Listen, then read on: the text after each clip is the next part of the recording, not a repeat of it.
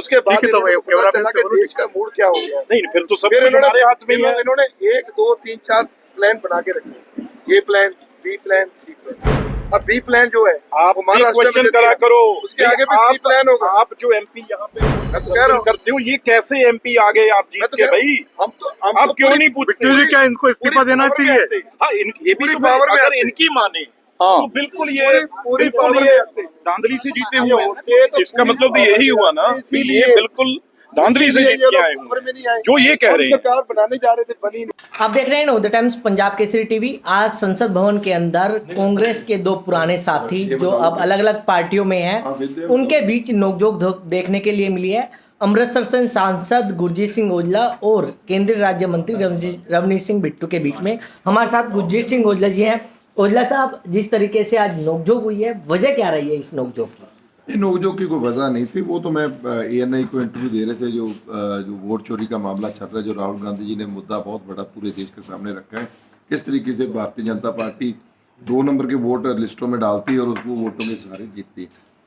उस पर ANI से चर्चा कर रहे थे। बिट्टू जी भी पीछे कहीं देख रहे थे, वो आके साथ में खड़े हो गए। तो उनका कहना था कि आप कैसे जीत गए। मैंने फिर उनको बताया कि जब हम जीते थे तब नशे में थी, सत्ता के नशे में पूरा था, 400 पार आप जा रहे थे, लेकिन आप 300 भी टच नहीं कर पाए।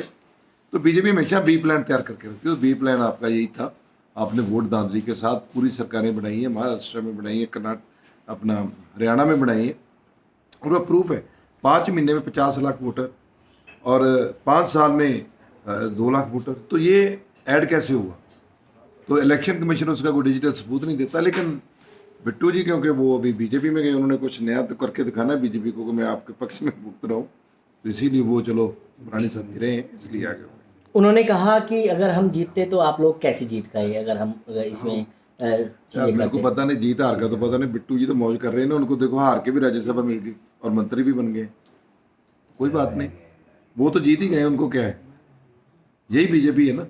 लेकिन आप दोनों कभी जब कांग्रेस में थे, रवनीत सिंह बिट्टू भी, तो बड़े मुद्दे उठाते थे संसद भवन में, अलग अलग तरीकों से चर्चाओं में रहते थे। फिर आज फिर चर्चाओं में आप देखिए वो मुद्दे तो आज भी उठ रहे हैं, लेकिन बिट्टू जी वहां नहीं। बिट्टू जी वहां है जिसको मुद्दे पूछ रहे हैं, तो ऐसी कोई बात नहीं है। देखो वो रिश्ता तो आपस में रहता ही है, लेकिन सबसे बड़ी बात तो यही रहती है कि ये जो संवेदनशीलता है वोट चोरी की, इसके ऊपर पूरे देश में सबको इकट्ठा होना चाहिए, जो भी राजनीतिक पार्टी जो देश के लिए बेटर सोचती है। तो बिल्कुल ये थे गुरजीत सिंह औजला, जिन्होंने खास बातचीत की। दिल्ली से कमल कुमार कंसल, नवोदय टाइम्स पंजाब केसरी टीवी। हमसे जुड़े रहने के लिए हमारे YouTube चैनल को सब्सक्राइब करें और नई वीडियो की नोटिफिकेशन के लिए बेल आइकॉन को दबाएं।